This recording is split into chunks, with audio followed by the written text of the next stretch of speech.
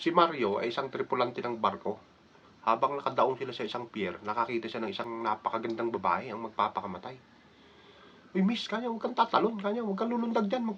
Sayang ka, kanya, napakaganda mo pa naman. Ay, naku, kanya, huwag kang makialam. Kanya, sino ka ba? Ay, ako nga pala si Mario. Isa akong seaman. Baka gusto mong sumama kasi pupunta kami ng Europe ngayon eh. Naisip ng babae, pangarap niya makarating ng Europe. Eh, kung sakaling sumama ako, kanya, eh, ano naman magiging kapalit?